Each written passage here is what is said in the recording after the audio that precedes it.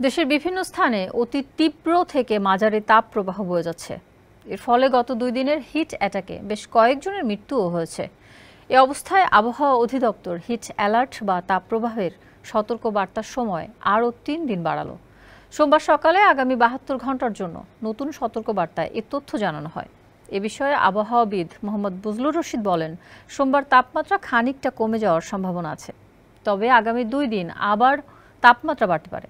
তাই hit alert আরও 3 দিন বাড়িয়ে দেওয়া হচ্ছে। আবহাওয়া অফিসের তথ্য অনুযায়ী পাবনা ও চুয়াডাঙ্গা জেলার ওপর দিয়ে অতি তীব্র তাপপ্রবাহ বয়ে যাচ্ছে।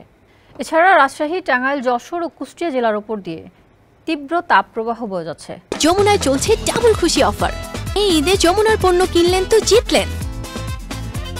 আর মৌলভীবাজারের শ্রীমঙ্গল ও চাঁদপুর জেলাসহ ঢাকা, রাজশাহী ও খুলনা বিভাগের অবশিষ্টাংশ এবং রংপুর, ময়মনসিংহ ও বরিশাল বিভাগের ওপর দিয়ে মৃদু থেকে মাঝারি ধরনের তাপপ্রবাহ বয়ে যাচ্ছে।